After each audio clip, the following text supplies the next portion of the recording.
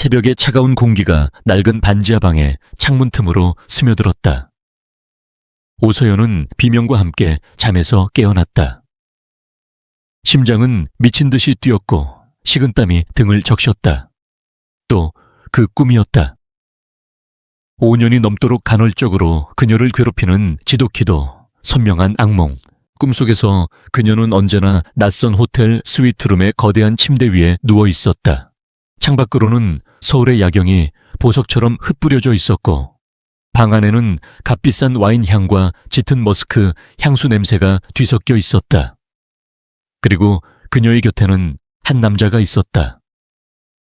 얼굴은 그림자에 가려 보이지 않았지만 그의 단단한 팔과 낮은 목소리, 그리고 무엇보다도 그의 넥타이를 고정하고 있던 독특한 모양의 타이 클립만은 뇌리에 박힌 듯 선명했다. 날개를 막 펼치려는 듯한 봉황의 형상. 그 눈 부분에는 아주 작은 루비가 박혀 있어 어둠 속에서도 섬뜩할 정도로 붉은 빛을 발했다. 꿈은 항상 그가 떠나는 장면에서 끝났다. 서연은 무언가 말하려 했지만 목소리가 나오지 않았고 그저 멀어져 가는 그의 넓은 등을 바라볼 뿐이었다. 남자가 문을 닫고 나가는 순간 방 전체가 차갑게 식어버리는 감각과 함께 그녀는 잠에서 깨어났다. 서연은 거친 숨을 몰아쉬며 몸을 일으켰다. 옆에 나란히 누워 잠든 두 아이 하준과 하연의 얼굴을 보자 비로소 현실로 돌아온 기분이 들었다. 5살 쌍둥이 남매는 서로를 꼭 껴안은 채 새근새근 잠들어 있었다. 아이들의 고른 숨소리는 이 눅눅하고 절망적인 공간을 채우는 유일한 희망의 소리였다. 그녀는 조심스럽게 이불을 아이들의 어깨까지 끌어 덮어주고는 자리에서 일어났다. 작은 부엌 겸 거실로 나가 차가운 물 한 잔을 마셨다. 창문 너머로 보이는 것은 행인들의 발과 자동차 바퀴뿐이었다. 햇빛 한 줌 제대로 들지 않는 이 반지하 방이 그녀와 아이들의 세상이었다. 5년 전 22살의 오서연은 모든 것을 잃었다. 작은 식당을 운영하시던 부모님이 갑작스러운 사고로 돌아가시고 빚쟁이들이 몰려와 가게와 집을 모두 빼앗아갔다. 세상에 혼자 남겨졌다는 절망감에 술에 취해 거리를 헤매던 그 밤, 그녀는 꿈속의 그 남자를 만났다. 그날 밤의 기억은 조각나 있었다. 그가 왜 그녀에게 다가왔는지, 어떻게 호텔까지 가게 되었는지는 전혀 기억나지 않았다. 분명한 것은 그 하룻밤의 실수로 그녀의 인생이 송두리째 바뀌었다는 것이었다. 2달 후 자신의 뱃속에 2개의 심장이 뛰고 있다는 사실을 알았을 때 서연은 세상을 포기하고 싶었다. 하지만 초음파 화면 속에서 필사적으로 깜빡이는 생명의 신호를 외면할 수는 없었다. 그녀는 아이들을 낳기로 결심했다. 아빠 없는 아이라는 손가락질을 받게 할지언정 이 세상에 태어난 소중한 생명을 자신의 손으로 거둘 수는 없었다. 그 후의 삶은 전쟁이었다. 만삭의 몸으로 할 수 있는 일은 많지 않았고 아이들이 태어난 후에는 24시간을 꼬박 매달려야 했다. 식당, 아르바이트 전단지, 배포 인형, 눈 붙이기 등 닥치는 대로 일했지만 새 식구의 입에 풀칠하기에도 벅찼다. 그럼에도 불구하고 서연은 단 한 번도 아이들 앞에서 힘든 내색을 하지 않았다. 하준과 혜원은 그녀의 삶의 이유이자 전부였다. 이 엄마, 잠결에 뒤척이던 혜원이 칭얼거리자 서연은 급히 방으로 들어갔다. 아이의 등을 토닥여주자 혜원은 금세 다시 잠이 들었다. 아이들의 천사 같은 얼굴을 내려다보던 서연의 눈에 결심이 어렸다. 그래, 이 아이들을 위해서라면 무슨 일이든 할 수 있어. 며칠 전 그녀는 기적적으로 새로운 일자리를 구했다. 대한민국 최고의 기업이라는 TK그룹 본사 사옥의 환경미화원 자리였다.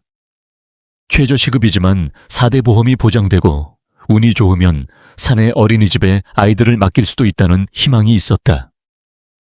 오늘이 첫 출근 날이었다. 같은 시각 서울의 가장 높은 곳 TK그룹 본사 펜트하우스 오피스에서 한 남자가 도시의 여명을 내려다보고 있었다. TK그룹의 총수 강태민이었다. 32살의 젊은 나이에 대한민국 재계를 움켜쥔 그는 성공의 상징과도 같은 존재였다. 완벽하게 재단된 슈트 얼음장처럼 차가운 표정, 그 누구의 접근도 허락하지 않을 듯한 아우라. 사람들은 그를 얼음의 황제라 불렀다.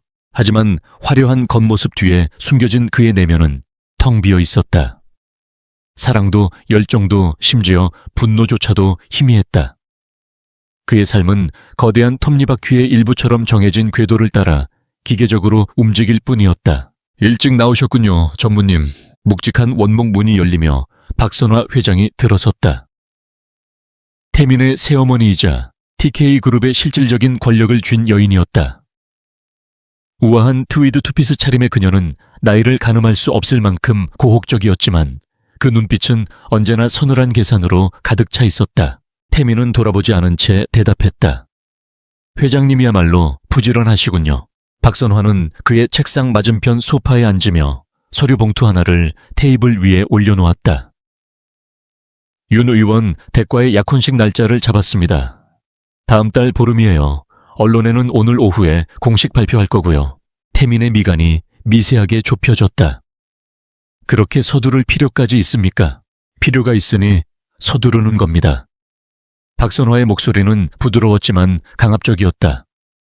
TK그룹의 주가를 안정시키고 다음 분기 신사업 투자를 유치하려면 윤 의원 집안의 힘이 필요해요. 그리고 무엇보다 전무님의 사생활에 대한 쿠다라나이 소문들을 잠재워야죠. 태민은 그제야 몸을 돌려 그녀를 마주했다. 그의 검은 눈동자는 깊이를 알 수 없는 심연처럼 고요했다. 제 사생활 말입니까? 제가 불임이라는 소문 말씀이십니까? 그의 직설적인 말에 박선화의 표정이 순간 굳었지만 그녀는 곧 능숙하게 미소를 지어 보였다. 괜한 오해를 살 필요는 없지 않겠어요. 윤소희 양도 다 이해하고 하는 결혼입니다. 요즘 세상에 아이가 뭐 그리 대수인가요? 중요한 건 가문과 가문의 결합, 그리고 비즈니스죠. 태민은 입술을 비틀었다. 이해라는 단어가 역겹게 들렸다. 5년 전 그는 공식적으로 불임 판정을 받았다. 정자 무력증. 당시 병원에서는 원인을 알 수 없으며 치료 또한 불가능에 가깝다고 했다. 그날 이후 강태민이라는 남자의 삶에서 가족과 미래라는 단어는 삭제되었다. 후계자를 낳을 수 없는 총수는 반쪽짜리에 불과했다. 박선화가 이 결혼을 밀어붙이는 이유도 그것이었다. 태민을 윤소희와 결혼시켜 꼭두각시로 만든 뒤 먼 친척 중에서 똑똑한 아이를 하나 골라 양자로 입적시켜 후계자로 키울 심산이었다. 모든 것이 그녀의 거대한 계획 안에 있었다. 태민은 더 이상 반박하지 않았다. 저항해봤자 달라질 것은 없었다. 그는 이미 오래전에 포기하는 법을 배웠다. 알아서 진행하십시오. 그의 무미건조한 대답에 박선화는 만족스러운 미소를 지으며 자리에서 일어났다. 현명한 생각이에요. 아, 그리고 오늘은 중요한 투자자 미팅이 있으니 넥타이핀 하나까지 신경 쓰도록 하세요. 아버님이 물려주신 봉황 타이클립, 그게 좋겠군요. 그룹의 전통과 힘을 상징하니까요. 박선화가 나가고 사무실에는 다시 정막이 흘렀다. 태민은 서랍을 열어 벨벳 케이스에 담긴 타이클립을 꺼냈다. 아버지가 돌아가시기 전 자신의 손에 직접 쥐어주며 이것이 너와 우리 가문을 지켜줄 것이다라고 말했던 유품이었다. 그는 봉황의 차가운 금속을 만지작거렸다. 전통 힘, 그리고 저주받은 핏줄. 이 모든 것이 그의 어깨를 짓누르고 있었다. 오서연은 동료 미화원들과 함께 유니폼으로 갈아입고 업무 교육을 받았다. TK그룹 본사 사옥은 총 50층으로 각 층마다 담당 구역이 나뉘어 있었다. 그녀가 배정받은 곳은 35층부터 40층까지의 복도와 화장실이었다. 주로 임원들이 사용하는 고층부였다. 여기는 특히 조심해야 해요. 깐깐해 보이는 조 반장이 말했다. 높은 분들 눈에 거슬리는 행동은 절대 금물이에요. 말 걸기 전에는 먼저 말하지 말고 눈도 마주치지 마세요. 우리는 그냥 투명인간이라고 생각하면 돼요. 서연은 조용히 고개를 끄덕였다. 투명인간. 어쩌면 그게 더 편할지도 몰랐다. 청소 카트를 끌고 38층에 도착했을 때 그녀는 눈앞에 펼쳐진 광경에 잠시 숨을 멈췄다. 바닥은 온통 번쩍이는 대리석이었고 벽에는 유명 작가들의 그림이 걸려 있었다. 드라마에서나 보던 재벌들의 사무실이 바로 이런 곳일까? 모든 것이 비현실적으로 느껴졌다. 그녀는 묵묵히 자신의 일을 시작했다. 복도를 쓸고 닦고 화장실에 물기 하나 없이 관리했다. 힘든 일이었지만 하준과 하연의 얼굴을 떠올리면 피곤함도 잊을 수 있었다. 점심시간이 되자 그녀는 동료들과 함께 지하에 있는 직원 휴게실로 향했다. 다른 직원들이 구내식당에서 식사를 하는 동안 서연은 구석에 앉아 집에서 싸온 작은 도시락을 열었다. 김치볶음밥과 계란말이. 아이들이 먹다 남은 반찬이었지만 꿀맛이었다. 그때 휴게실 TV에서 TK그룹에 대한 뉴스가 흘러나왔다. TK그룹의 강태민 전무와 유성건설 윤소희 양의 약혼이 오늘 공식 발표되었습니다. 두 사람의 결합으로 재계와 정계의 강력한 동맹이 화면에 클로즈업된 강태민의 사진을 본 순간 서연은 저도 모르게 숟가락을 떨어뜨렸다. 쨍그랑 하는 소리와 함께 휴게실의 모든 시선이 그녀에게 쏠렸다. 하지만 서연은 아무것도 느낄 수 없었다. 그녀의 눈은 오직 TV 화면 속 남자의 얼굴에 고정되어 있었다. 얼음처럼 차가운 눈매 날카로운 콧날, 굳게 닫힌 입술. 분명 처음 보는 얼굴이었다. 그런데 왜 심장이 이렇게 미친 듯이 뛰는 걸까? 왜 꿈속 남자의 실루엣과 겹쳐 보이는 걸까? 아니야, 말도 안 돼. 서연은 고개를 저었다.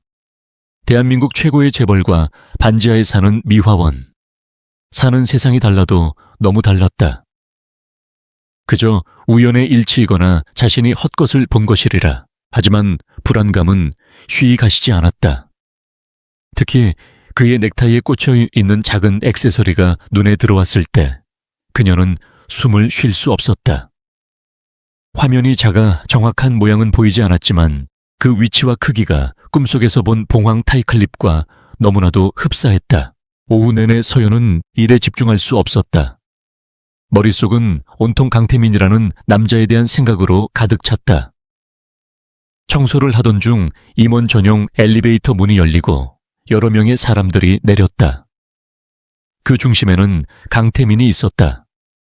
서연은 저도 모르게 청소 카트 뒤로 몸을 숨겼다. 실물로 본 그는 사진보다 훨씬 더 압도적인 존재감을 뿜어냈다. 비서와 임원들에게 둘러싸여 복도를 걸어가는 그의 모습은 마치 왕의 행차 같았다.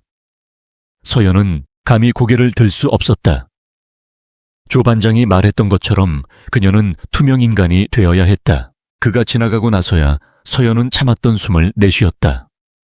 하지만 그의 곁을 스쳐 지나갈 때 풍겨온 짙은 머스크 향수 냄새에 심장이 쿵 하고 내려앉았다. 꿈속에서 그녀의 코끝을 맴돌던 바로 그 향기였다. 온몸의 피가 차갑게 식는 기분이었다. 설마 정말 그 사람이라고. 혼란스러운 머리를 애써 흔들며 서연은 남은 일을 마쳤다. 퇴근 시간이 되자 그녀는 도망치듯 회사를 빠져나왔다. 사내 어린이집은커녕 이곳에 더 이상 있다가는 무슨 일이 벌어질 것만 같았다. 집으로 돌아오는 버스 안에서 서연은 멍하니 창밖을 바라보았다. 우연일 거라고 아닐 거라고 수없이 되뇌었지만 하나둘씩 맞춰지는 퍼즐 조각들이 그녀를 불안하게 했다. 봉황 타이클립, 그리고 머스크 향수. 만약 강태민이 정말 그날 밤의 남자라면, 하준이와 하은이의 아빠라면 그녀의 삶은 어떻게 되는 걸까? 아니, 아이들의 삶은. 생각이 거기까지 미치자 서연은 온몸을 부들부들 떨었다. 아니, 절대 알려줘선 안 된다. 그들은 그녀의 아이들이었다. 지난 5년간 피와 눈물로 키워온 자신만의 아이들. 이제 와서 재벌 아빠가 나타나 아이들을 빼앗아 가려는 것을 그녀는 절대 용납할 수 없었다. 그들에게 아이들은 그저 귀찮은 존재이거나 혹은 약점을 잡기 위한 도구일 뿐일 터였다. 그래, 이건 나만의 비밀이야. 무덤까지 가져가야 할 비밀. 집에 도착하자 하준과 혜운이 현관문 앞에서 엄마를 기다렸다는 듯 와락 달려와 안겼다. 엄마 보고 싶었어요. 우리 엄마 오늘 힘들었죠. 내가 안마해 줄게요. 아이들의 따뜻한 청과 사랑스러운 목소리에 서연의 불안했던 마음이 눈 녹듯 사라졌다. 그녀는 두 아이를 꼭 껴안았다. 이 아이들만 있다면 그녀는 두려울 것이 없었다. 강태민이 누구든 그가 무슨 생각을 하든 상관없었다. 이 아이들은 오서연 자신의 아이들이었다. 그녀는 무슨 수를 써서라도 이 작은 행복을 지켜낼 것이라고 다짐하고 또 다짐했다. 저녁을 먹고 아이들을 씻기고 잠자리에 눕힌 후 서연은 낡은 서랍 깊숙한 곳에서 작은 상자를 꺼냈다. 그 안에는 아이들의 베넷 저고리와 첫 신발, 그리고 그녀가 그날 밤 호텔에서 무의식적으로 챙겨 나온 것으로 추정되는 손수건 한 장이 들어있었다.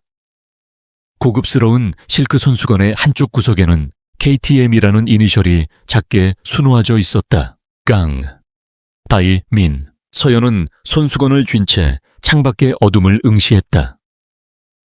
거대한 운명의 소용돌이가 자신과 아이들을 향해 다가오고 있음을 직감했다. 도망쳐야 할까? 아니, 도망칠 곳도 없었다. 그녀가 할 수 있는 일은 오직 하나, 두 아이의 손을 붙잡고 더 강해지는 것뿐이었다. 며칠의 시간이 흘렀다. 오소연은 강태민과의 스침을 그저 불운한 우연의 일치로 치부하려 애썼다. 그녀는 이 일자리가 절실했다. 아이들을 위해서 그리고 위태로운 생계를 위해서라도 감정에 휘둘릴 여유는 없었다. 그녀는 조 반장의 충고대로 투명인간이 되기로 마음먹었다.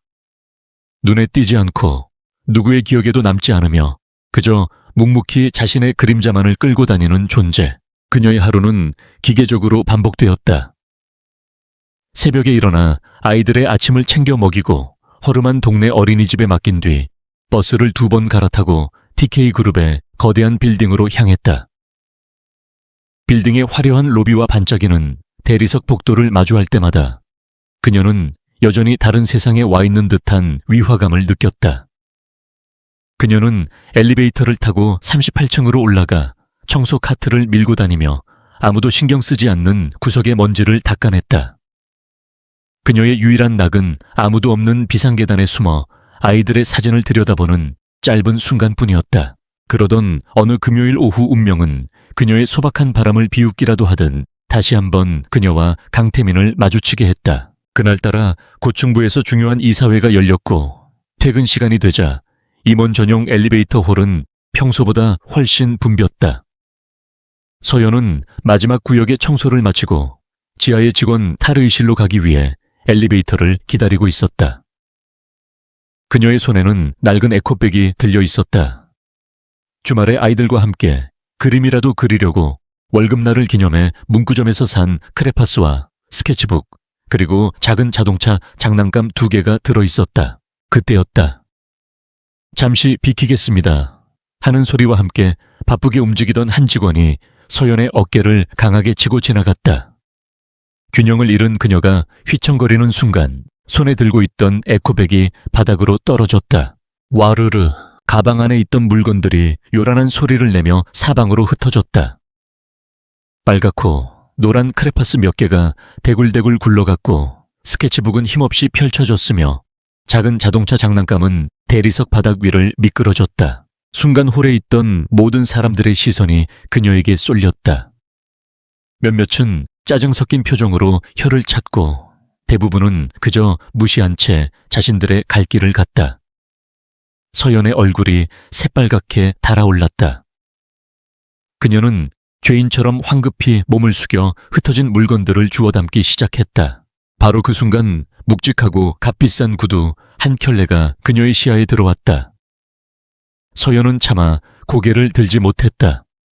구두의 주인은 잠시 그 자리에 멈춰 서서 그녀를 내려다보는 듯. 됐다. 태민 씨, 뭐해요? 늦겠어요. 저런 건 알아서 치우게 둬요. 날카롭고 교만한 목소리. 윤소희였다. 그녀는 팔짱을 낀 채 경멸이 가득한 눈으로 서연을 훑어보았다. 그녀에게 바닥에 엎드린 미화원은 길가에 벌레만도 못한 존재였다. 서연은 몸을 더욱 움츠렸다. 제발 그냥 지나가 주기를, 이 굴욕적인 순간이 빨리 끝나기만을 간절히 바랐다. 하지만 그녀의 바람과 달리 구두의 주인은 움직이지 않았다. 잠시 후 서연은 믿을 수 없는 광경을 목격했다. 대한민국 재계의 황태자 TK그룹의 총수 강태민이 그녀의 눈앞에서 무릎을 굽히고 있었다. 주변의 모든 공기가 얼어붙는 듯 했다. 비서진도 다른 임원들도, 심지어 윤소희조차도 눈을 동그랗게 뜨고 그를 바라보았다. 강태민은 아무 말 없이 바닥에 흩어진 크레파스를 하나씩 줍기 시작했다. 그의 길고 하얀 손가락이 알록달록한 크레파스를 집어드는 모습은 지독히도 비현실적이었다. 서연은 숨 쉬는 것조차 잊었다. 그녀는 멍하니 그의 모습을 바라보다가 그와 동시에 저만치 굴러간 파란색 크레파스로 손을 뻗었다. 그때 그들의 손이 스쳤다. 아주 짧은 순간이었지만 서연은 온몸에 전기가 흐르는 듯한 충격을 느꼈다. 그녀는 화들짝 놀라며 손을 떼었고 반사적으로 고개를 들었다. 그리고 그의 눈과 마주쳤다. 깊이를 알 수 없는 검은 눈동자.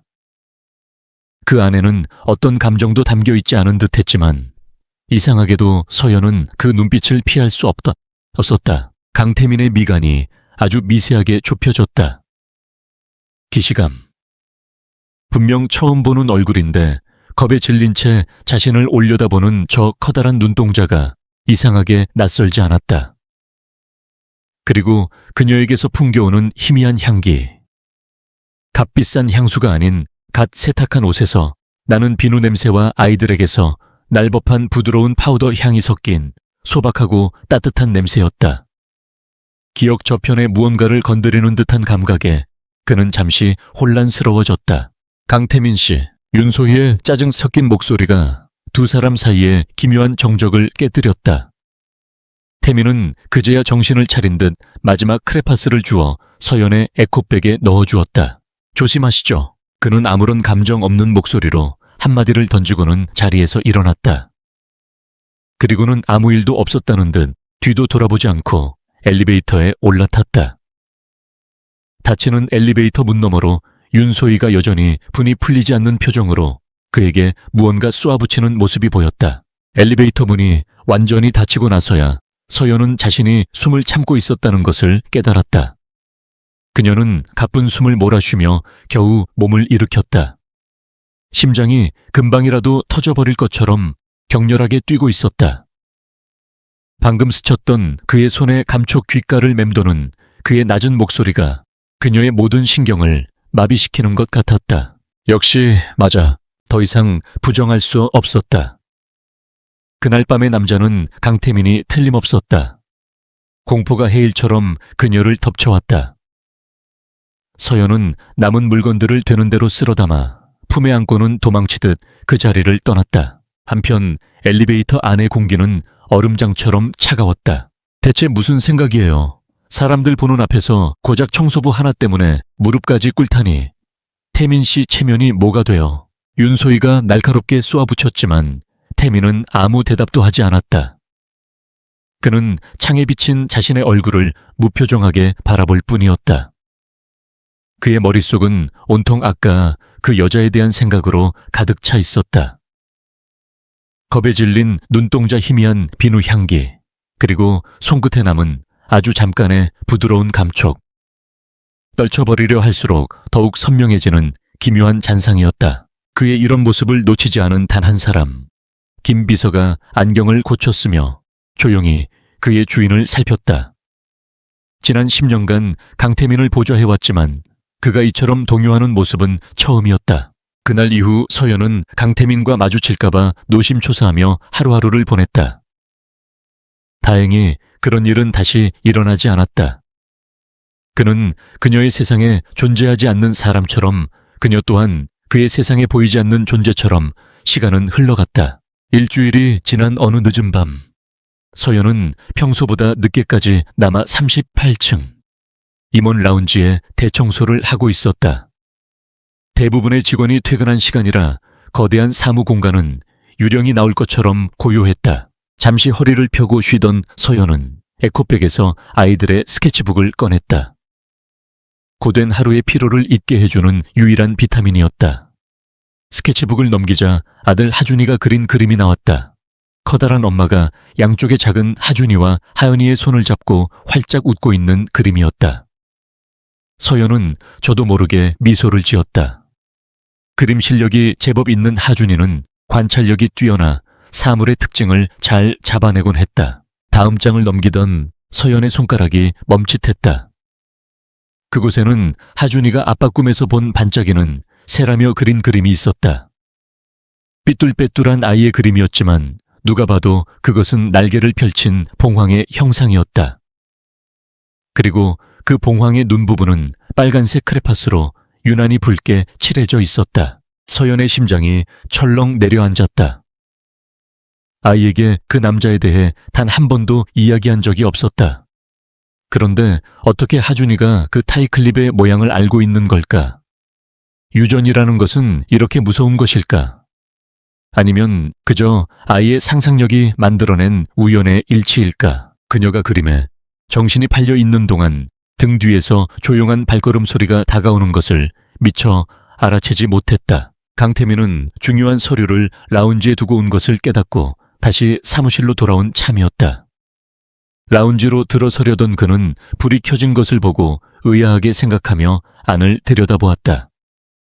그곳에는 청소부 유니폼을 입은 여자가 소파에 앉아 무언가를 들여다보고 있었다. 그 여자군 엘리베이터 앞에서 마주쳤던 바로 그 여자였다. 태민은 저도 모르게 걸음을 멈췄다. 여자는 작은 스케치북을 보며 슬픈 듯 그러면서도 더없이 행복한 미소를 짓고 있었다. 그 모습이 어쩐지 그의 마음을 흔들었다. 그는 방해하고 싶지 않아 조용히 발걸음을 돌리려 했다. 그때 여자가 황급히 스케치북을 가방에 넣고 자리에서 일어났다. 그리고 청소를 마저 하다가 구겨진 종이 한 장을 옆에 있는 휴지통에 버렸다. 태민은 그녀가 라운지를 완전히 나갈 때까지 기다렸다. 그녀가 사라지자 그는 알 수 없는 힘에 이끌린 듯 휴지통으로 다가갔다. 그리고는 조금 전 그녀가 버린 구겨진 종이 조각을 꺼내 들었다. 그건 역시 아이의 그림이었다. 서툴게 그린 자동차 옆에 아까보다 훨씬 더 선명하게 그려진 봉황의 형상이 있었다. 아이가 그리다 마음에 들지 않아 구겨버린 모양이었다. 태민은 구겨진 종이를 손에 든 채 그 자리에 얼어붙었다. 이것은 단순한 새 그림이 아니었다. TK그룹의 창업주인 자신의 할아버지 때부터 내려오는 강씨 가문을 상징하는 문양이었다. 오직 가문의 직계만이 사용하는 외부에는 거의 알려지지 않은 비밀스러운 상징.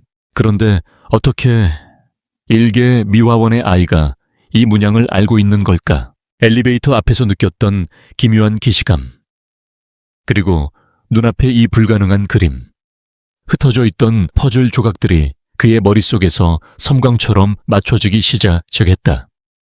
우연이라고 하기에는 너무나도 기묘한 일들이었다. 수년간 그를 지배해왔던 무감각과 무관심의 벽에 처음으로 균열이 가는 순간이었다. 차가운 분노도 뜨거운 열정도 아니었다. 얼음처럼 날카롭고 집요한 의심이 그의 심장을 꿰뚫었다. 그는 여자가 사라진 텅 빈 복도를 오랫동안 응시했다. 더 이상 그녀는 이름 없는 투명 인간이 아니었다. 반드시 풀어야만 하는 수수께끼 거대한 비밀의 열쇠를 쥔 존재였다. 태민은 주머니에서 휴대폰을 꺼내 비서실장에게 전화를 걸었다. 그의 목소리는 평소보다 훨씬 더 낮고 차갑게 가라앉아 있었다. 김 비서, 지난주 엘리베이터 앞에서 마주쳤던 그 미화원. 이름이 뭐지? 확인해 보겠습니다, 전무님. 이름뿐만이 아니야. 그녀에 대한 모든 것을 알아내. 하나도 빠짐없이. 당장. 전화를 끄는 태민은 손안에서 작은 그림을 3개 구겼다. 아이의 순진한 그림이 마치 자신을 조롱하는 것 같았다. 텅 비어버린 자신의 삶을 핏줄이 끊겼다고 믿었던 자신의 운명을 비웃는 듯 했다. 추적이 시작되었다. 강태민의 지시는 신속하고 은밀하게 이행되었다. 다음 날 아침 김 비서는 얇은 서류철을 들고 그의 펜트하우스 오피스로 들어섰다. 오소연 만 27세, 서울 출생. 고등학교 졸업 후 각종 아르바이트를 해온 것으로 파악됩니다. 5년 전 부모님 사망 후 현재 서대문구의 한 반지하 주택에서 거주 중입니다. 특이한 대인관계나 채무관계는 발견되지 않았습니다. 김 비서의 보고는 담담했지만 서류철의 마지막 장에 첨부된 한 장의 서류가 강태민의 시선을 붙들었다. 가족관계 증명서였다. 오소연이라는 이름 아래 자, 지와 마여가 어주어 누어로 등재된 두 아이의 이름이 선명하게 적혀 있었다. 오하준, 난 오하은, 누. 생년월일 5년 전 11월 10일. 관계모 무 부후도의 이름은 공란이었다. 태민의 심장이 차갑게 내려앉았다. 5년 전 10월. 그가 불임 판정을 받기 약 2달 전 아버지의 기일을 맞아 절망적인 기분으로 술을 마셨던 그의 겨울의 시작점과 정확히 일치했다. 9개월의 시간을 거슬러 올라가자 기억의 안개 속에 묻혀있던 하룻밤의 윤곽이 희미하게 떠올랐다.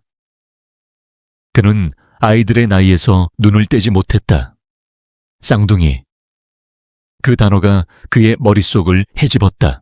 그의 표정은 여전히 얼음처럼 차가웠지만 책상 아래에서 주먹을 꽉 쥐는 바람에 손등에 힘줄이 돋았다. 아이들의 아버지는 혼인 후에 출생자로 등록되어 있어 부친의 정보는 없습니다. 주변 탐문 결과 아이들 아버지에 대해 아는 사람은 아무도 없었습니다. 오소연 씨 본인이 철저하게 함구하고 있는 것 같습니다. 아이들 사진을 구해 최대한 빨리. 그리고 5년 전 나를 진료했던 최인섭 박사 지금 어디에 있는지 알아봐. 당시 내 진료 기록 원본도 다시 확보하도록. 태민의 목소리는 평소보다 한 톤 낮아져 있었다. 김 비서는 의아한 표정을 지었지만 묻지 않고 대답했다. 알겠습니다, 전무님. 김 비서가 나가고 태민은 홀로 남아 창밖을 내다보았다. 도시의 소음이 들리지 않는 고요한 사무실에서 그는 처음으로 자신의 삶에 던져진 거대한 질문과 마주했다.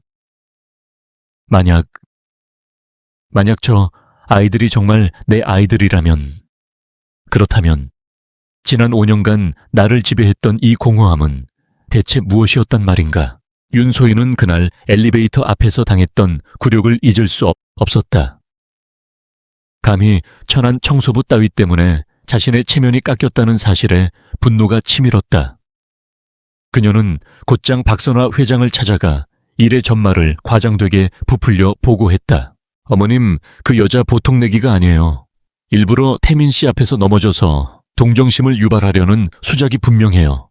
그런 여우 같은 것들은 초장에 싹을 잘라버려야 해요. 박선화는 우아하게 찻잔을 내려놓으며 말했다. 내 말에도 일리가 있구나.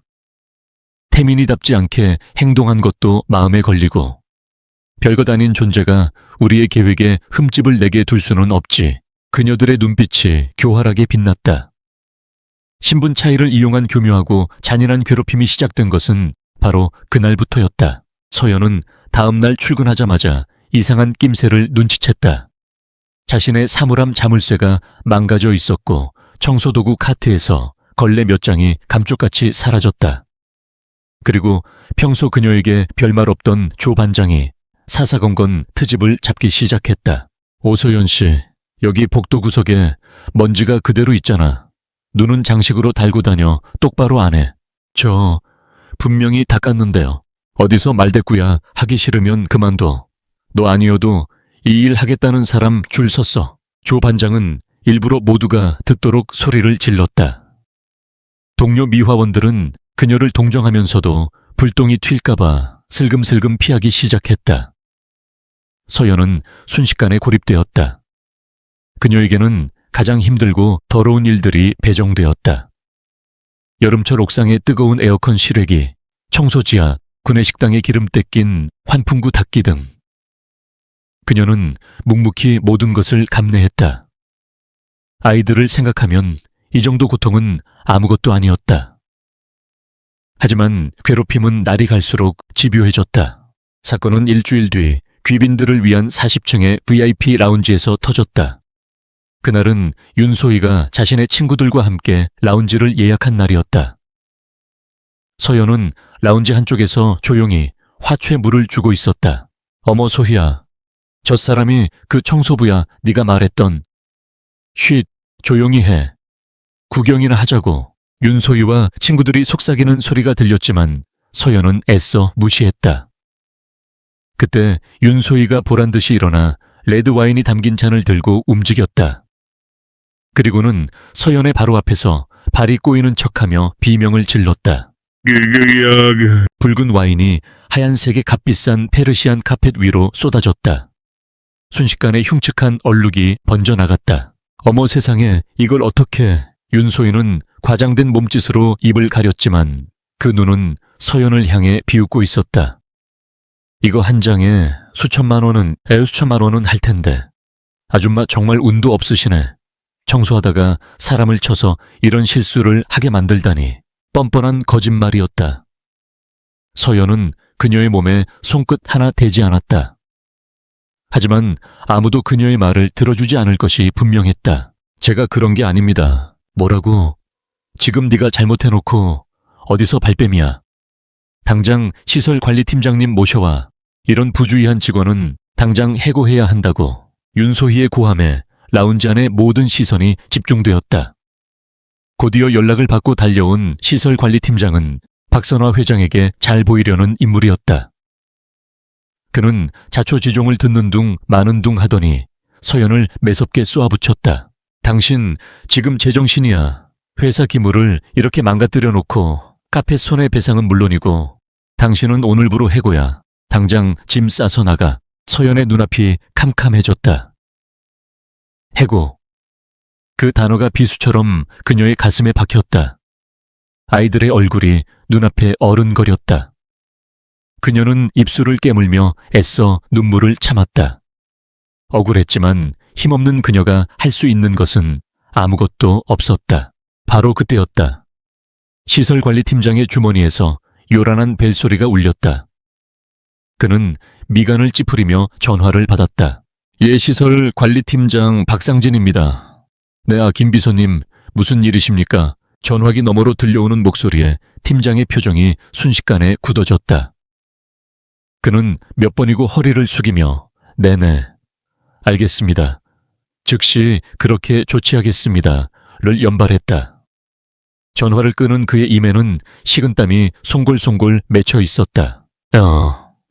오서연 씨, 팀장은 언제 그랬냐는 듯 부드러운 목소리로 서연을 불렀다. 방금 위에서 연락이 왔는데 이번 일은 고객의 실수로 벌어진 일이라고 하니 책임을 묻지 않겠다고 합니다.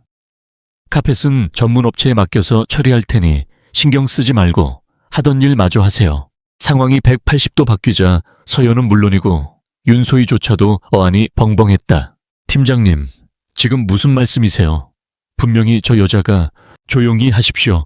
팀장은 윤소희의 말을 단호하게 잘랐다. 강태민 전무님의 직접 지시입니다. 손님의 부주의에 대해 직원에게 책임을 전가하지 말라고 분명히 말씀하셨습니다. 강태민. 그 이름이 나오자 윤소희의 얼굴이 시뻘겋게 달아올랐다. 그녀는 치욕감에 부들부들 떨며 서연을 노려보았지만 더 이상 아무 말도 할 수 없었다. 전무의 지시를 거스를 수는 없는 노릇이었다. 서연은 망연자실한 표정으로 그 자리에 서 있었다. 강태민이 왜 자신을 도와준 걸까? 동정 아니면 다른 의도가 있는 걸까? 알 수 없는 불안감이 다시 그녀를 감쌌다. 같은 시각 태민은 자신의 사무실에서 김 비서가 보고하는 내용을 듣고 있었다. VIP 라운지에서 벌어진 치졸한 연극의 전말을 전해 들은 그의 눈빛은 차갑게 빛났다. 새어머니와 약혼녀가 왜 그토록 오서연이라는 여자에게 집착하는 걸까? 그들이 무언가를 감추려 하거나 혹은 그들 역시 무언가를 직감하고 있다는 증거였다. 그의 확신은 그날 저녁 김 비서가 가져온 새로운 보고서 앞에서 더욱 굳어졌다. 보고서 첫 장에는 한 장의 사진이 붙어 있었다. 서연의 아이들이 다니는 어린이집 놀이터에서 몰래 찍은 사진이었다. 두 아이가 미끄럼틀 앞에서 환하게 웃고 있었다. 사진을 본 순간 태민은 숨을 멈췄다. 남자아이 하준이는 자신의 어린 시절 사진을 빼다 박은 듯 똑 닮아 있었다. 날카로운 눈매와 오뚝한 콧날, 무심한 듯 하면서도 고집이 느껴지는 인매까지. 여자아이 하은이는 서연을 더 닮았지만 웃을 때 살짝 휘어지는 눈초리는 영락없는 자신이었다. 더 이상 유전자 검사 따위는 필요 없었다. 그의 심장이 거세게 외치고 있었다. 저 아이들은 내 아이들이다. 그의 손이 미세하게 떨렸다. 지난 5년간 단 한 번도 느껴보지 못했던 격렬한 감정이 그의 온몸을 휩쓸었다. 분노, 슬픔, 그리고 알 수 없는 환희. 김비서는 주인의 동요를 눈치챘지만 묵묵히 다음 서류를 내밀었다. 전무님 최인섭 박사의 행방을 찾았습니다. 5년 전 전무님 진료 직후 병원을 그만두고 필리핀으로 이민을 갔습니다. 현재 마닐라 외곽에서 작은 개인 병원을 운영하고 있습니다.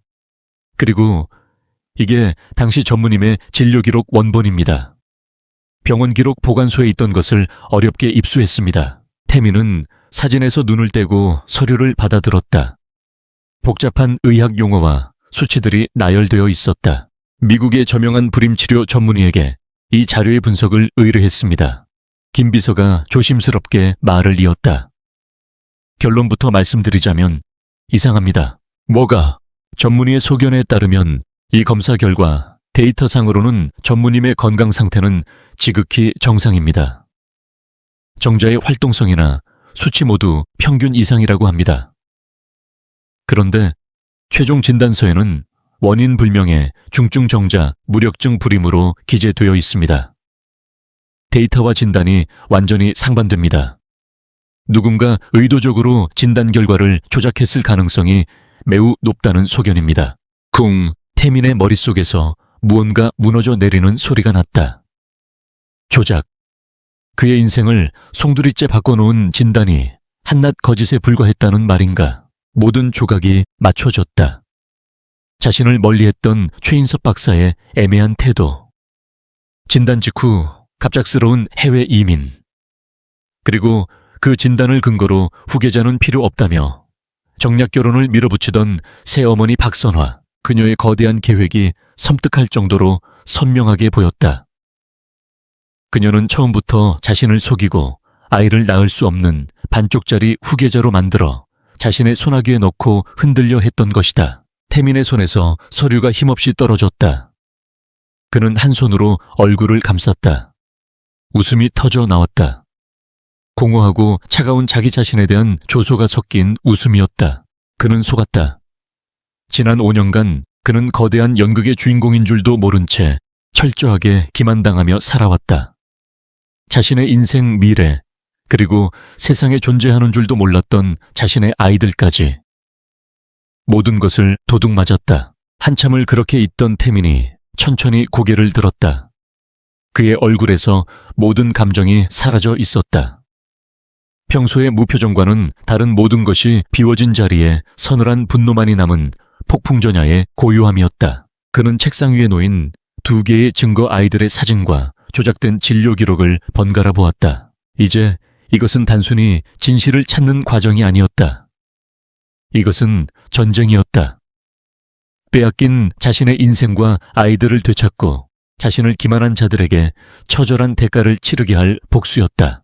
태민은 창가로 다가가 서울의 야경을 내려다보았다. 수많은 불빛들이 그의 발 아래에서 반짝였다. 하지만 이번에 그의 눈은 더 이상 공허하지 않았다. 그 안에는 이제껏 본 적 없는 차갑고 위험한 불꽃이 타오르고 있었다. 폭풍이 몰려오고 있었다. 진실을 알게 된 후 강태민은 서두르지 않았다. 그는 분노를 얼음처럼 차가운 이성 아래 깊숙이 묻어두었다. 성급한 행동은 박선화와 같은 노예한 뱀을 자극할 뿐이라는 것을 잘 알고 있었다. 그는 먹이를 덮치기 직전의 맹수처럼 숨을 죽이고 상대를 관찰하며 완벽한 때를 기다렸다. 그의 첫 번째 행동은 오서연을 위한 것이었다. 그는 김 비서를 통해 그녀를 청소부에서 본사자료 관리실의 계약직 사원으로 발령 내렸다. 성실 우수사원 특별 채용이라는 그럴듯한 명분을 내세웠다. 이는 그녀를 윤소희와 박선화의 유치한 괴롭힘으로부터 보호하는 동시에 자신의 시야 안에 안전하게 두기 위한 조치였다. 새로운 부서는 조용하고 쾌적했다. 서연은 낡은 서적의 먼지를 털고 방대한 자료들을 분류하며 하루를 보냈다.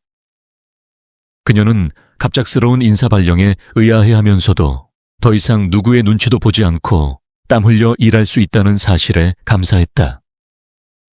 월급도 조금 올라 아이들에게 계절 과일 하나라도 더 사줄 수 있게 되었다. 태미는 자신의 사무실에 설치된 CCTV 화면을 통해 가끔씩 자료실에서 묵묵히 일하는 그녀의 모습을 지켜보았다.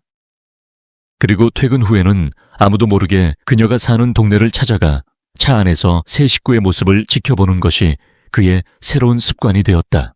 그는 처음으로 보았다. 낡은 놀이터에서 아이들의 손을 잡고 그네를 밀어주는 서연의 모습을. 조용히 벤치에 앉아 스케치북에 무언가를 열심히 그리는 아들 하준이의 모습을. 나비를 쫓아다니며 까르르 웃음을 터뜨리는 딸 하은이의 모습을. 그 모습을 볼 때마다 그의 가슴 한쪽이 시큰하게 아려왔다. 저 아이들의 웃음소리, 작은 손짓 엄마를 부르는 목소리. 자신이 지난 5년간 놓쳐버린 아버지로서의 시간들이었다. 잃어버린 세월에 대한 깊은 상실감과 이제라도 모든 것을 되찾고 싶다는 강렬한 열망. 그리고 그들을 지켜주고 싶다는 생전 처음 느껴보는 뜨거운 보호 본능이 그의 안에서 소용돌이쳤다. 그는 지금 이 평화를 깨뜨리고 싶지 않았다. 완벽한 계획을 세워 아이들과 서연이 상처받지 않고 자신의 곁으로 올 수 있는 방법을 찾아야 했다. 하지만 운명은 그의 계획을 기다려주지 않았다. 그날 오후 서연은 자료실에서 오래된 신문 기사들을 스크랩하고 있었다. 그때 주머니 속 휴대폰이 미친 듯이 울렸다. 어린이집 원장의 다급한 목소리가 전화기 너머에서 터져 나왔다. 하준이 어머님, 빨리 병원으로 와보셔야겠어요. 하준이가 갑자기 고열과 함께 쓰러져서 숨을 잘 못 쉬어요. 지금 119 불러서 TK 대학병원 응급실로 가고 있어요. 서연의 세상이 무너져 내리는 것 같았다. 그녀는 다리가 풀려 그 자리에 주저앉을 뻔했지만 아이를 구해야 한다는 생각에 비틀거리며 회사 밖으로 뛰쳐나갔다. 택시를 잡아 타고 TK 대학병원으로 향하는 내내 그녀는 차가워진 손을 모아 간절히 기도했다. 응급실에 도착했을 때 하준이는 산소 마스크를 쓴 채 하얗게 질린 얼굴로 누워 있었다. 아이의 작은 몸은 불덩이처럼 뜨거웠다. 각종 검사 장비들이 삐삐 소리를 내며 위급한 상황을 알리고 있었다. 의사들과 간호사들이 분주하게 움직였지만 원인을 찾지 못해 애를 먹고 있었다. 어머님, 아이가 이전에 특별한 질병을 앓은 적이 있나요? 아니요. 그냥 가끔 감기에 걸리는 것 말고는 아주 건강했어요. 서연은 울면서 대답하는 것 외에는 아무것도 할 수 없었다. 바로 그 시각 같은 병원 최상층의 컨퍼런스 룸에서는 병원재단 이사회가 열리고 있었다. 강태민은 재단 이사장 자격으로 회의를 주재하고 있었다. 병원장의 지루한 분기 보고가 이어졌지만 그는 좀처럼 집중할 수 없었다. 이상하게 마음이 불안하고 초조했다. 몇 시간이 흐르고 소아과 전문의가 마침내 병명을 찾아냈다. 가와사키병입니다. 전문의의 얼굴은 심각했다. 아이들에게 드물게 발생하는 급성 혈관염입니다. 문제는 하준이의 경우 증상이 아주 심각해서 심장 동맥에 거대한 동맥류까지 생겼습니다. 지금 당장 면역글로 불린 주사 치료를 시작해야 합니다. 치료가 시작되었지만 하준이의 상태는 나아지지 않았다. 오히려 약물에 대한 거부 반응으로 용혈성 빈혈까지 발생하며 상황은 최악으로 치달았다. 아이의 혈압이 급격히 떨어지고 심장 박동이 약해지기 시작했다. 위급 상황입니다. 당장 수혈을 해야 합니다. 하지만 더 큰 절망이 서연을 기다리고 있었다. 병원 혈액은행의 확인 결과 하준이의 혈액형은 RH, AB형으로 재고가 바닥난 상태였다. 긴급 헌혈을 요청했지만 희귀 혈액형을 당장 구하는 것은 하늘의 별 따기였다. 서연은 응급실 복도에 주저앉아 오열했다. 자신의 무력함의 가난 때문에 아이에게 아무것도 해줄 수 없는 현실에 가슴이 찢어지는 것 같았다. 제발 누가 우리 하준이 좀 살려주세요. 한편 이사회를 마친 강태민은 김 비서와 함께 VIP 전용 복도를 걷고 있었다. 그때 소아응급 병동 쪽에서 들려오는 소란스러움에 그의 발걸음이 멈췄다. 날카로운 직감이 그의 등골을 스쳤다. 그는 자신도 모르게 소리가 나는 곳으로 향했다. 그곳에는 의사의 바짓가랑이를 붙잡고 애원하는 오서연의 모습이 있었다. 그녀의 절규하는 모습을 본 순간 태민의 심장이 쿵 하고 떨어졌다. 그가 다가가자 그를 알아본 병원장이 황급히 나은피 달려왔다. 무서운 일입니까? 태민의 목소리는 낮고 차분했지만 그 안에는 폭풍과 같은 긴장감이 서려 있었다. 병원장은 쩔쩔매며 상황을 설명했다. 위급한 아이 희귀 혈액형, 그리고 절망적인 상황. 아비형. 혈액이 급하게 필요합니다. 지금 전국 혈액관에 연락을 취하고는 있지만 시간이. 그 순간 태민의 옆에 서 있던 김 비서의 눈이 커졌다. 그는 누구보다 자신의 상사에 대해 잘 알고 있었다. 그는 태민의 곁으로 다가가 다른 사람은 들을 수 없는 작은 목소리로 속삭였다. 전무님의 혈액형입니다. 정적이 흘렀다. 태민은 하얗게 질린 채 울고 있는 서연과 유리창 너머로 사경을 헤매는 작은 아이를 번갈아 보았다. 망설일 필요도 생각할 시간도 없었다. 이것은 운명이었다. 내가 하겠습니다. 태민의 단호한 한마디에 주변의 모든 소음이 멎었다. 서연은 눈물로 흐려진 눈을 들어 그를 바라보았다. 충격과 혼란, 그리고 한 줄기 희망이 뒤섞인 눈빛이었다. 이 차갑고 높은 남자가 왜 자신과 자신의 아이를 내 피를 검사하고 바로 수혈을 준비하도록 하세요. 당장. 의료진은 잠시 당황했지만 병원의 가장 큰 후원자이자 실질적인 주인의 명령에 즉시 움직이기 시작했다. 혈액 검사가 진행되는 동안 복되는 숨막히는 침묵이 흘렀다. 서연은 초조하게 손톱을 물어뜯었고 태민은 그런 그녀의 곁을 조각상처럼 굳건히 지켰다. 그의 존재는 서연에게 기묘한 위안과 동시에 설명할 수 없는 두려움을 안겨주었다. 잠시 후 검사 결과가 나왔다. 완벽하게 일치했다. 태민은 한치의 망설임도 없이 팔을 걷고 헌혈 침대에 누웠다. 그의 붉은 피가 차가운 수액줄을 타고 유리창 너머에 작은 생명에게로 흘러 들어갔다. 수혈은 성공적이었다. 기적처럼 하준이의 혈압이 안정되기 시작했고 위험한 고비를 넘겼다. 몇 시간의 사투 끝에 아이를 살려낸 소아과 전문의 박 교수는 땀을 닦으며 태민에게 다가와 깊이 허리를 숙였다. 정말 감사합니다, 이사장님. 이사장님 덕분에 한 생명을 살렸습니다.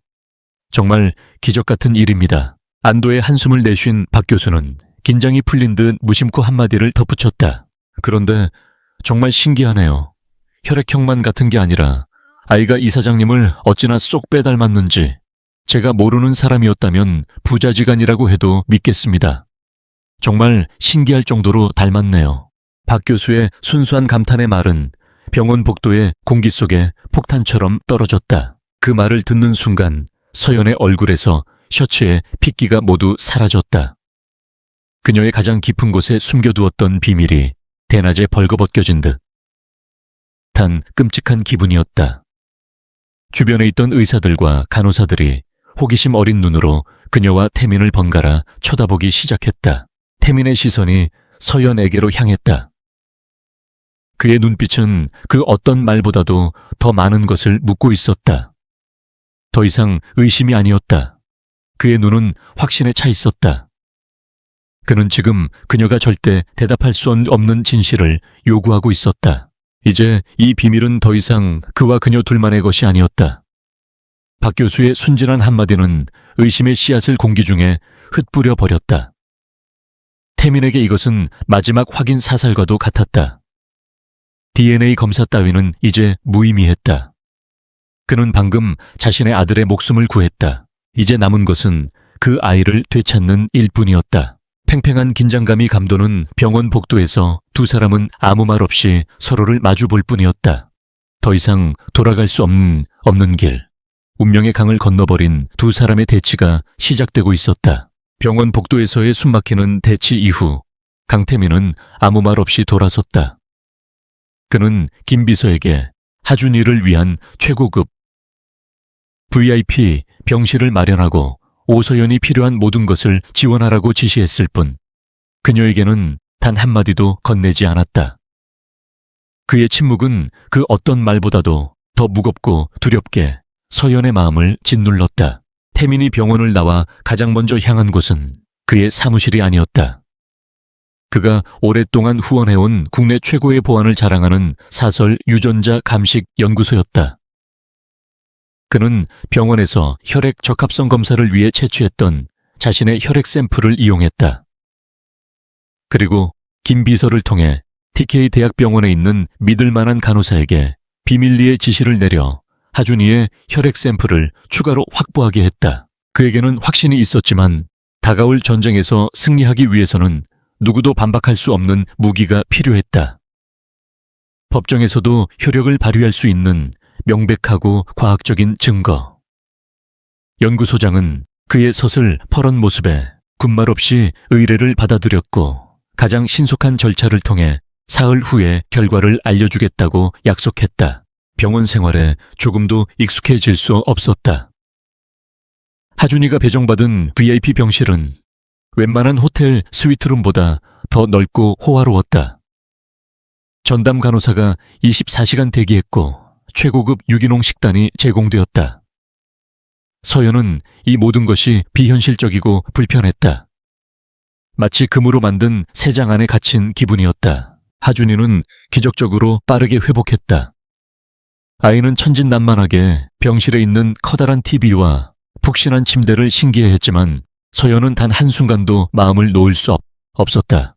강태민, 그 남자의 그림자가 병실 구석구석에 어른거리는 것 같았다. 그가 베푸는 이 과도한 친절은 선의가 아니었다. 그것은 거대한 맹수가 먹잇감을 완전히 포획하기 전에 벌이는 계산된 행동이라는 것을 그녀는 본능적으로 알 수 있었다. 그는 이미 모든 것을 알고 있었다. 박 교수의 말은 그의 마음에 마지막 쐐기를 박았을 터였다. 그는 무엇을 원하는 걸까? 아이들을 빼앗아 가려는 걸까? 그 생각만 하면 심장이 얼어붙는 것 같았다. 서연은 잠든 하준이의 작은 손을 꼭 잡았다. 이 아이는 그녀의 목숨이었다. 혜은이도 마찬가지였다. 어떤 대가를 치르더라도 그 누구에게도 이 아이들을 빼앗길 수는 없었다. 그녀는 거대한 성벽 앞에 홀로 선 병사처럼 결연한 의지를 다졌다. 회장님의 손자와 똑같이 생긴 아이를 위해 강태민 전무가 직접 수혈을 했다는 소문은 병원 내에 흉흉하게 퍼져나갔고 박선화의 귀에 들어가는 데는 오랜 시간이 걸리지 않았다. 보고를 받은 박선화의 얼굴은 굳어졌다. 직감적으로 무언가 잘못되었음을 느꼈다. 그녀는 즉시 사람을 풀어 오서연이라는 여자의 뒷조사를 시작했다. 윤소희는 불안감과 질투심에 휩싸여 그녀를 닥달했다. 조사 결과는 충격적이었다. 오서연 미혼모, 그리고 5년 된 쌍둥이 남매. 모든 시간적 정황이 그날 밤의 강태민과 완벽하게 맞아떨어졌다. 박선화와 윤소희는 이것을 운명적인 만남이나 비극적인 사랑 이야기로 보지 않았다. 그들의 눈에 비친 오서연은 5년 전 작정하고 재벌 3세를 유혹해 아이를 낳은 뒤 이제 그 아이를 빌미로 거액을 뜯어내려는 천박하고 계산적인 꽃뱀일 뿐이었다. 어머님 이대로 둘 수는 없어요. 저런 더러운 여자가 감히 TK그룹에 핏줄을 낳았다고 주장하게 둘 건가요? 윤소희가 히스테릭하게 소리쳤다. 박선화는 차갑게 그녀를 제지했다. 진정해라. 흥분해서 될 일이 아니야. 박선화는 냉정했다. 강태민이 이미 그 여자를 보호하고 있는 이상 섣불리 건드리는 것은 위험했다. 아이의 존재를 인정하게 되는 순간 자신의 지난 5년간의 계획은 모두 수포로 돌아가고 조작했던 불임 진단서 문제까지 불거질 수 있었다. 그렇게 되게 둘 수는 없었다. 그녀는 오서연이라는 여자가 어떤 주장도 할 수 없도록 사회적으로 완전히 매장시켜버릴 계획을 세웠다. 재력과 언론을 이용한 잔인하고 비열한 음모였다. 며칠 후 두 사람은 한적한 한정식집의 밀실에서 만났다. 박선화는 심부름 센터를 통해 고용한 한 남자와 돈이라면 무슨 기사든 쓰는 타블로이드 신문사 기자를 앞에 앉혔다. 계획은 이렇습니다. 박선화의 목소리는 뱀처럼 차가웠다. 우선 당신 심부름 센터 직원은 아이들의 버려진 친부 행세를 할 겁니다. 갑자기 나타나 오서연이 바람을 피워나은 아이들을 당신에게 버리고 도망갔으며 이제 와서 돈 많은 남자를 물어 자기 애라고 속이려 한다고 주장하세요. 최대한 불쌍하고 억울하게. 다음으로 그녀는 기자를 보았다. 그리고 김 기자, 당신은 이 남자의 눈물겨운 인터뷰를 기사로 쓸 겁니다. 오서연의 과거를 날조해서 원래부터 남자 관계가 복잡하고 돈을 밝히는 여자였다는 스토리를 만드세요. 아이들을 학대하고 방치했다는 내용도 넣으면 더 좋고요. 자극적일수록 좋습니다. 사람들이 그 여자를 인간 쓰레기 파렴치한 엄마로 믿게 만들어야 해요. 그들의 최종 목표는 공개적인 망신주기였다. 가짜 아버지를 앞세워 병원이나 회사 로비에서 기자들과 함께 오서연을 급습할 계획이었다. 수많은 사람들 앞에서 그녀를 사기꾼으로 몰아붙여 거대한 스캔들을 터뜨리면 회사의 이미지를 중시하는 강태민도 결국은 그녀를 외면할 수밖에 없을 것이라는 계산이었다. 성공하면 두둑이 챙겨드리죠. 박선화의 입가에 잔인한 미소가 걸렸다. 돈과 권력으로 사람 하나를 매장시키는 것은 그녀에게 너무나도 쉬운 일이었다. 태민은 마치 폭풍의 눈처럼 지독히도 고요한 사흘을 보냈다. 그는 평소와 다름없이 업무를 처리하고 회의를 주재했다. 그의 내면에서 어떤 폭풍이 휘몰아치고 있는지 아는 사람은 아무도 없었다. 하지만 물밑에서는 그의 방역이 이미 시작되고 있었다.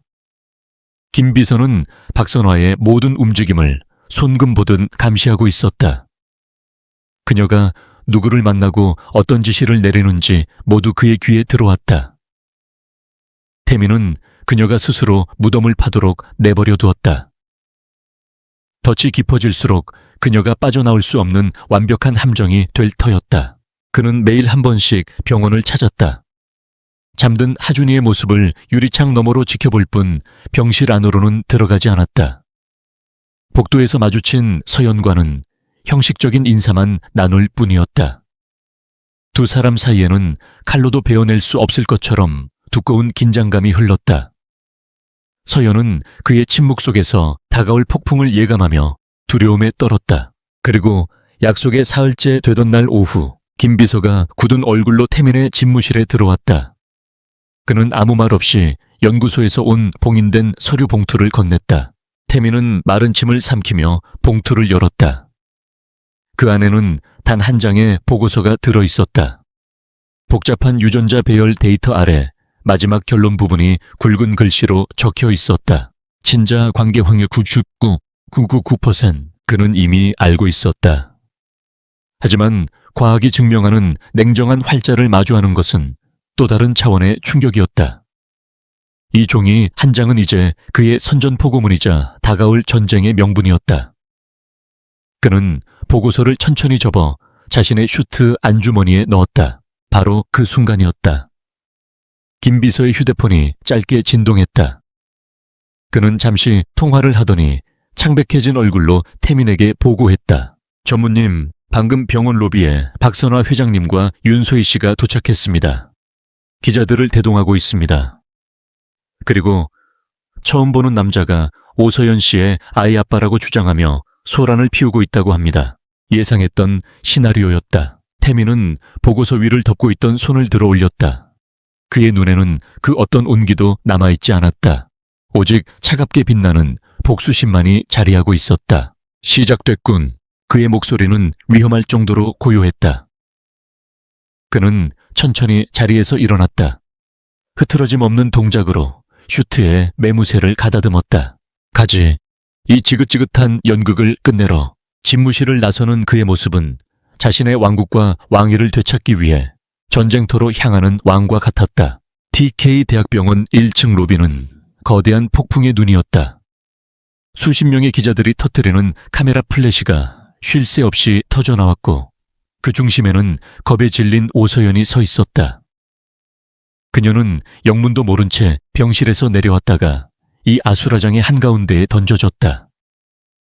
그녀의 한 손에는 겁에 질려 엄마의 옷자락을 꼭 붙잡은 딸, 혜은이의 작은 손이 쥐어져 있었다. 그들 앞에는 꽤 죄죄한 행색의 남자가 무릎을 꿇고 거짓 눈물을 흘리고 있었다. 박선화가 고용한 가짜 아버지였다. 남자는 서연을 향해 떨리는 손가락을 뻗으며 절규했다. 저 여자가 바로 제 아이들의 엄마입니다.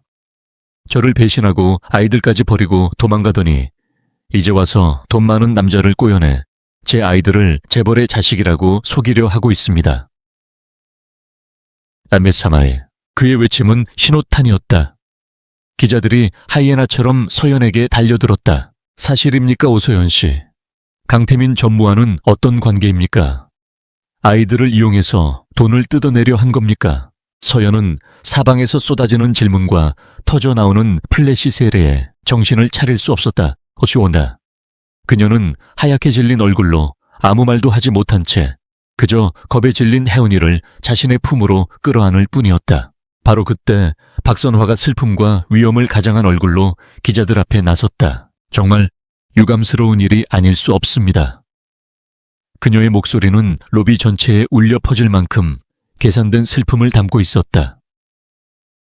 저희 TK그룹과 제 아들 태민이는 저 여자의 사기극에 휘말린 피해자입니다. 태민이는 그저 선량한 마음으로 불쌍한 모자를 도왔을 뿐인데 이런 추악한 스캔들에 휘말리게 되었습니다. 그녀의 옆에 서 있던 윤소희도 손수건으로 눈가를 찍어내며 흐느꼈다. 저는 태민 씨를 믿었어요. 어떻게 저런 여자가 저희 가족에게 이런 짓을 할 수 있죠? 두 사람은 완벽한 피해자를 연기했다. 대중이 보기에 오서연은 천하의 파렴치한 사기꾼이었고 그들은 고결하지만 속수무책으로 당한 상류층이었다. 서연은 완벽한 함정에 빠져 그 어떤 반박도 할 수 없는 상황이었다. 모든 것이 그들의 계획대로 흘러가는 순간이었다. 정말 대단한 연극이군. 얼음처럼 차가운 목소리가 군중의 소음을 갈랐다. 로비에 있던 모든 사람들의 시선이 소리가 난 곳으로 향했다. 기자들 사이로 길이 열리며 강태민이 김비서와 함께 안으로 들어서고 있었다. 그의 등장만으로 아수라장 같던 로비의 공기가 순식간에 얼어붙었다. 그의 존재감은 좌중을 압도했다. 모든 카메라의 렌즈가 이제 그를 향했다. 태민은 새어머니와 약혼녀에게는 눈길조차 주지 않았다. 그는 곧장 서연에게로 걸어갔다. 그리고는 겁에 질려 떠는 작은 아이 혜은이의 앞에 조용히 무릎을 굽혔다.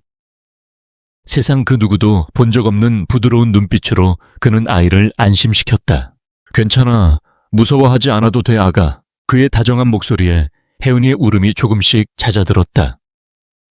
태민은 천천히 자리에서 일어서며 서연과 하은이의 어깨를 감싸 안았다. 마치 세상의 모든 비난으로부터 그들을 지키려는 듯한 견고한 방패처럼 그는 기자들을 정면으로 마주했다. 그리고 자신의 슈트 안주머니에서 서류 한 장을 꺼내 들었다. 특종을 원한다고 했나? 여기 당신들의 헤드라인이 될 기사거리가 있다. 그는 모든 카메라가 볼 수 있도록 서류를 높이 들어 보였다. 이것은 유전자 감식 결과 보고서다. 여기에는 오하준, 오하윤 두 아이가 나의 친자일 확률이 99.9999%라고 명시되어 있다. 저들은 버려진 아이도 사생아도 아니다. 바로 나 강태민의 아이들이자 TK그룹의 유일한 상속자들이다. 그의 선언은 로비 전체에 핵폭탄처럼 터져나갔다. 기자들은 경악했고 로비는 아수라장이 되었다. 박선화와 윤소희의 얼굴은 잿빛으로 변했다. 가짜 아버지는 슬그머니 도망치려 했지만 태민이 미리 배치해둔 보안 요원들에게 길이 막혔다. 태민의 얼음 같은 시선이 그의 새어머니에게로 향했다. 하지만 모두들 궁금하겠지. 그의 목소리는 이제 로비 전체를 지배했다. 어떻게 이런 일이 가능할까? 5년 전 강태민은 분명 불임 판정을 받았는데 말이야. 그는 의미심장한 질문을 던지고는 잠시 말을 멈췄다. 긴장감이 극에 달했다. 그거 참 좋은 질문이야. 나 역시 스스로에게 계속 묻고 있던 질문이었거든. 그는 완전히 박선화를 향해 몸을 돌렸다. 그렇지 않습니까? 박선화 회장님. 혹시 회장님께서 설명해 주실 수 있겠습니까? 아니면 오늘 아침 내가 필리핀에서 직접 모셔온 최인섭 박사에게 물어볼까요? 최인섭 박사. 그 이름이 나오자 박선화의 얼굴에서 모든 핏기가 사라졌다. 그녀는 믿을 수 없다는 듯 뒷걸음질 쳤다. 태민은 독이 서린 목소리로 말을 이었다. 당신은 지난 5년간 내가 망가진 인간이라고 믿게 만들었어. 내 의료 기록을 조작해서 내 인생을 통제하고 사랑 없는 정략 결혼을 강요하고 종국에는 내 회사까지 빼앗으려 했지. 당신은 단순히 거짓말을 한 게 아니야. 당신은 내 미래와 내 아이들의 존재 자체를 훔치려 한 거다. 그의 말이 끝나자마자 김 비서가 앞으로 나서 준비해온 서류 뭉치를 기자들에게 배포했다. 여기 조작된 진료 기록의 증거와 최인섭 박사에게 송금된 거액의 자금 내역, 그리고 저 남자 가짜 아버지가 박선화 회장님이 고용한 흥신소와 맺은 계약서 사본입니다. 모든 것이 끝났다. 몇 년 만에 터진 대한민국 최대의 재벌가 스캔들에 기자들의 눈이 뒤집혔다. 그들의 카메라는 이제 서연이 아닌 무너져 내리는 박선화를 향했다. 아니야, 그건 모함이야. 박선화가 비명을 질렀지만 명백한 증거 앞에서 그녀의 발악은 공허한 메아리에 불과했다. 그녀는 증오가 가득한 눈으로 태민을 노려보다가 결국 다리에 힘이 풀려 그 자리에 쓰러졌다. 자신의 미래가 한순간에 증발해버린 것을 깨달은 윤소희는 혼자 살기 위해 박선화를 손가락질하며 악을 썼다. 저는 아무것도 몰라요. 다 저 여자가 시킨 일이란 말이에요. 로비는 순식간에 아비규환이 되었다. 의료진이 쓰러진 박선화에게 달려가고 보안 요원들이 발버둥치는 가짜 아버지와 윤소희를 끌어냈다. 기자들은 태민에게 질문을 퍼부어댔다. 하지만 폭풍의 한가운데 아주 작은 평화의 섬이 있었다. 태민은 자신의 과거가 만들어낸 잔해에 등을 돌린 채 여전히 서연과 하연이의 곁을 지키고 서 있었다. 그는 김 비서에게 눈짓으로 기자들을 맞게 한 뒤 서연을 바라보았다. 충격과 공포, 그리고 아주 작은 안도감이 뒤섞인 눈물을 흘리고 있는 그녀였다. 이제 다 끝났어. 오직 그녀에게만 들릴 만큼 다정한 목소리였다. 올라가자. 우리 아들에게로. 더 이상 그는 냉정한 CEO가 아니었다. 그는 이제 아버지였다. 가장 극적인 방식으로 그는 방금 자신의 가족을 되찾았다. 전쟁은 끝났다. 이제 남은 것은 이 폐허 위에서 새로운 삶을 재건하는 고되고 지난한 과정뿐이었다. 병원 로비에서의 폭풍이 지나간 다음 날, 대한민국은 TK그룹의 스캔들로 발칵 뒤집혔다. 주가는 폭락했고 언론은 온종일 강태민과 박선화, 그리고 오서연과 두 아이에 대한 기사를 쏟아냈다. 세상은 온통 혼돈이었지만 하준이의 VIP 병실안은 폭풍의 눈처럼 고요했다. 강태민은 밤새 병실을 떠나지 않았다. 그는 소파에 앉아 잠든 두 아이와 그 곁을 지키는 서연의 모습을 지켜보았다. 한 공간 안에 있었지만 그와 서연 사이에는 여전히 보이지 않는 거대한 벽이 존재했다. 더 이상 총수와 직원이 아닌 두 아이로 엮인 낯선 두 남녀일 뿐이었다.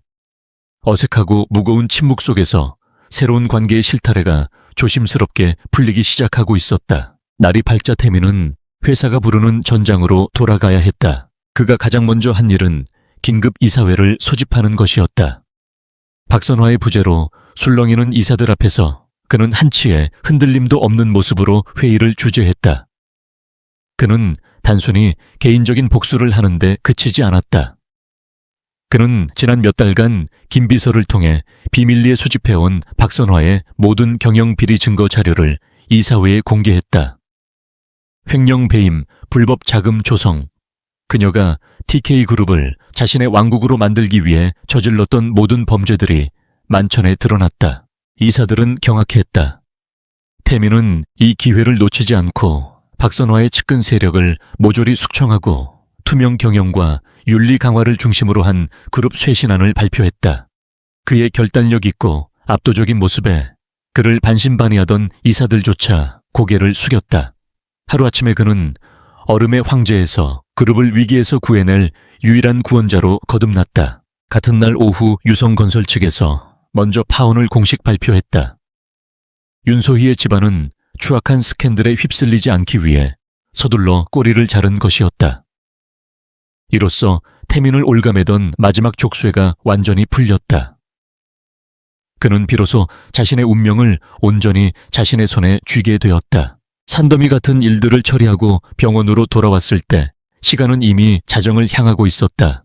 하준이와 하은이는 나란히 잠들어 있었고 서연은 창가에 서서 도시의 야경을 내려다보고 있었다. 그녀의 뒷모습은 위태로워 보였다. 태민은 조용히 그녀에게 다가갔다. 이제 그의 인생에서 가장 중요하고 어쩌면 가장 어려운 대화를 시작해야 할 시간이었다. 그는 권위적인 총수의 모습도 아이들의 소유권을 주장하는 아버지의 모습도 아니었다. 그는 그저 깊은 후회와 미안함을 가진 한 남자로서 그녀의 앞에 섰다. 미안합니다. 그의 첫 마디는 사과였다.